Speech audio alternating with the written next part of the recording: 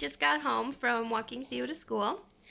It is very snowy outside, I'm sure you can see, and chilly, but it was a very nice walk. It was refreshing. It was much needed. I really enjoy walking him to school. So yesterday the game plan was to... Sorry, I just realized this yarn's been cut. That sucks. But anyway, in like a whole bunch of places. Oh my goodness. There's so many cuts on this yarn. I'm gonna have to figure that out. But I pulled it out because I wanted to make Theo's mittens out of this. It's bright, it's orange, so he won't be able to lose them. I'm gonna put his name in them too. That way the school knows that they're his. If I have enough yarn, maybe I'll do one of those I-cords so that it sits behind his jacket. Mommy. Yes, baby. A huge pumpkin. Penny's just playing with one of those lift a flap books. Halloween, Halloween one. Anyway, this is, the thing is inside. It's a Cascade 220 in some sort of orange colorway. I feel like my camera's dirty and I don't know why. But yeah, anyway. So that's the game plan, is to knit him mittens today.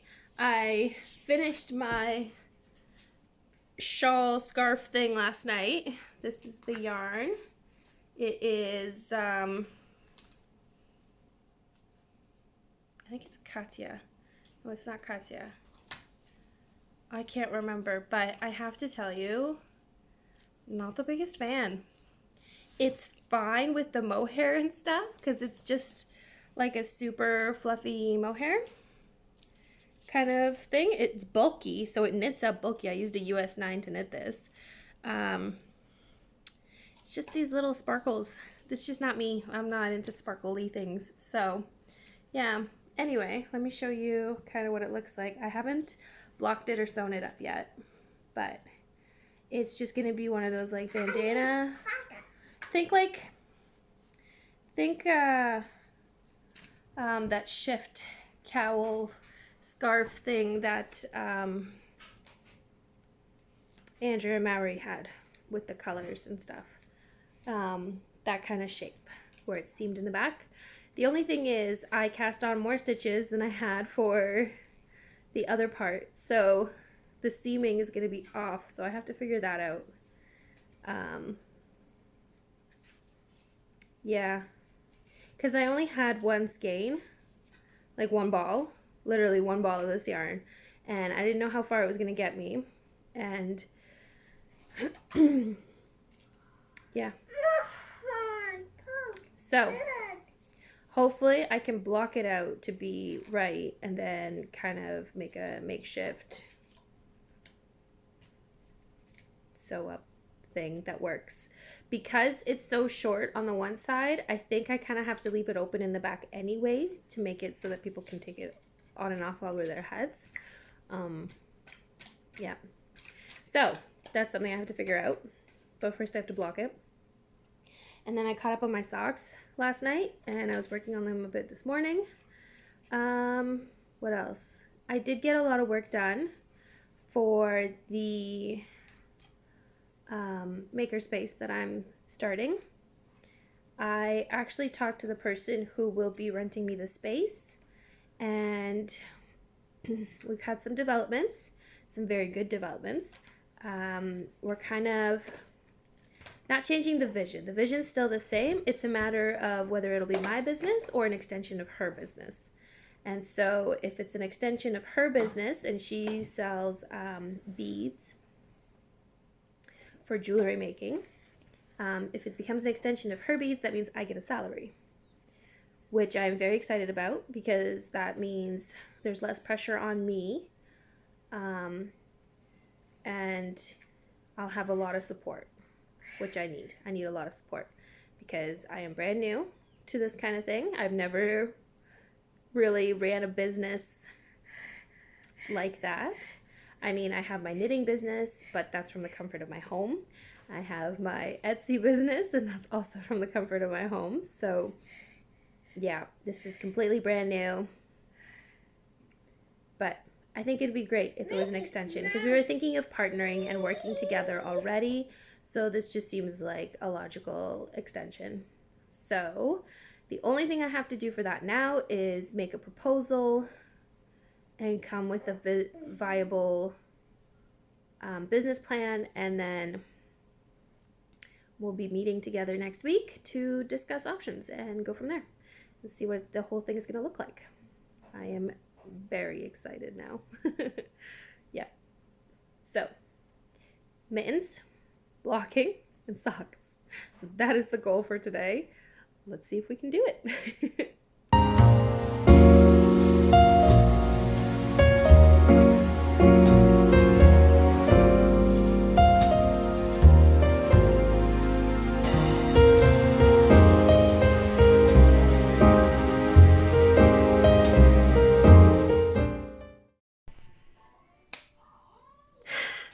So, I've been working on Theo's mitten, and the yarn is honestly so broken. I don't know who got at it or what happened to it.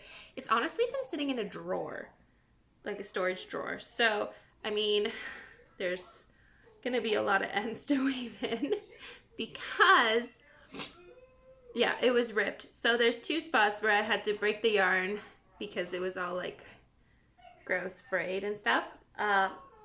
Sorry, it was really cold in the basement, so my nose is running a little bit.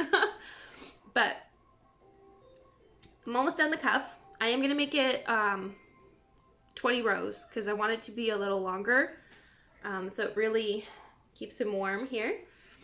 I'm just using the world's simplest mitten pattern from Tin Can Knits and modifying it as I go so that it fits him perfectly. And yeah, I also did a bunch more work for the makerspace. I looked at more suppliers, wrote down names for crafts and artists and things like that. So yeah, we're gonna go with a small retail space just for embroidery kits, cross-stitch kits. I want to feature an artist every few months where they just bring in their finished products and we sell them in the store there for them. We're talking like art classes, embroidery classes, cross-stitch classes, weaving, macrame, needle punch. Like, I want to cover all the arts just a little bit every month, just kind of like make everybody feel included and be inclusive. I know there's not a lot of stores in the area that sell cross-stitch or what's the word? Embroidery and things like that. So I want to have kits pre-made for that. I want to find artists online and have them sell their patterns in the store. I'm hoping we can host maybe markets, like more crafty markets.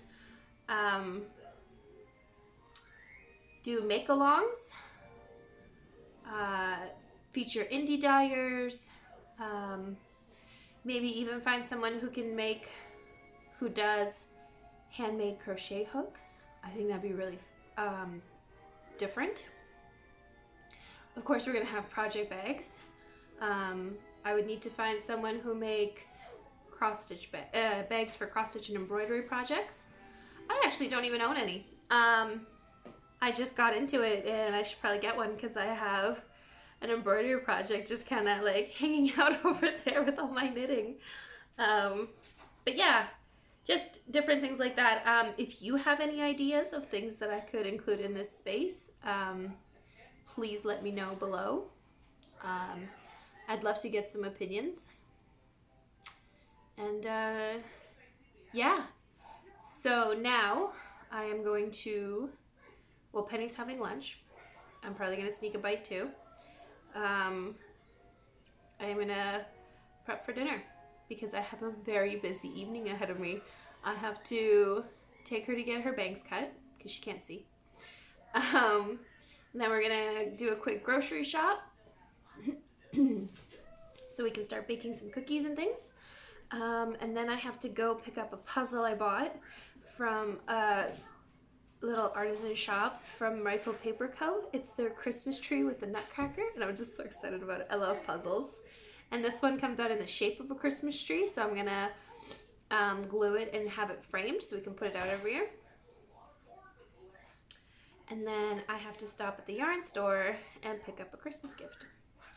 So, very excited. But that does mean that I have to have dinner ready before I leave.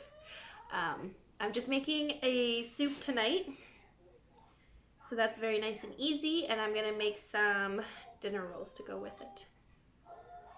Yeah, because you can't have soup without bread. So, this will probably be it for me talking to you today, so I am gonna say goodbye now. Thank you so much for watching, for checking in, and just for being here. It means the world to me that you enjoy my content enough to keep coming back. So thank you so much, and have a good night.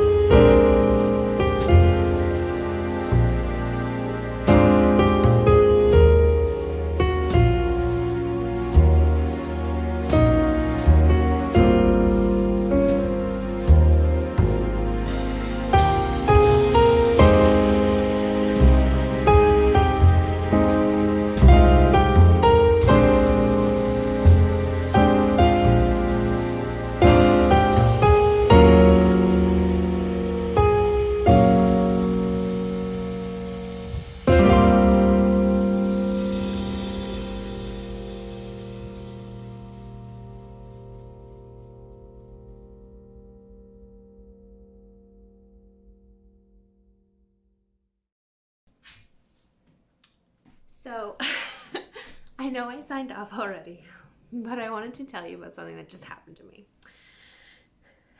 I got a weird phone call telling me that I have a package for pickup from DHL, but I am unaware of any such package or anything for that matter.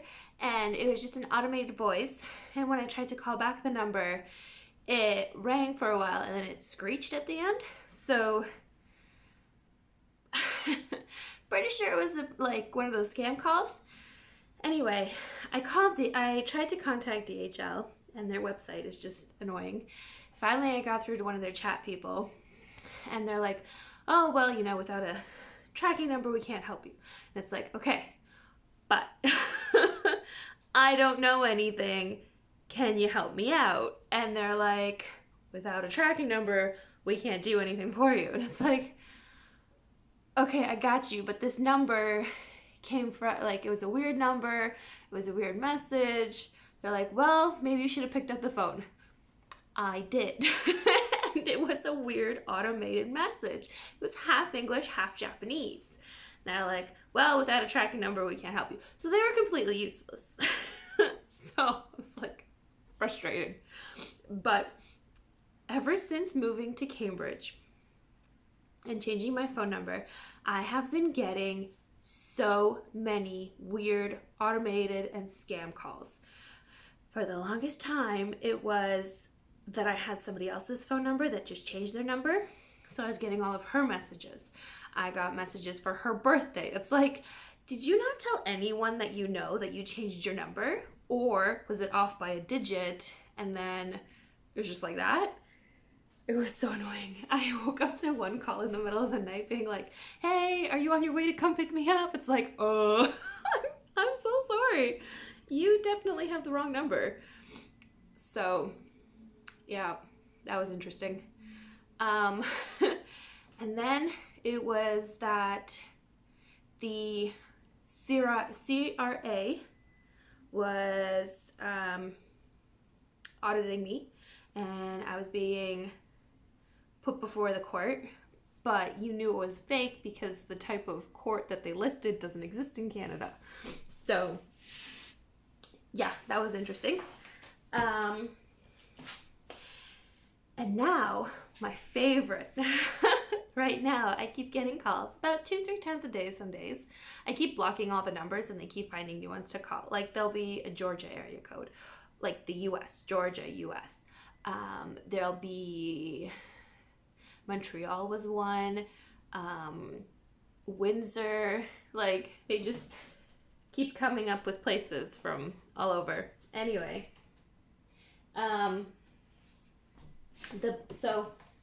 sorry, I'm trying to turn on my computer at the same time because I have to get cooking with dinner. The best one that I get right now is there was a parcel that came from overseas and Border Services has claimed it and they have put out a warrant for my arrest. So, I'm going to jail. How would that even be a phone call that they make? Like, if there was a warrant out for your arrest, then there'd just be a warrant out for your arrest until they found you. You wouldn't be getting phone call notifications about it. That's just weird. So yeah, that one's my favorite. I get that one quite a lot.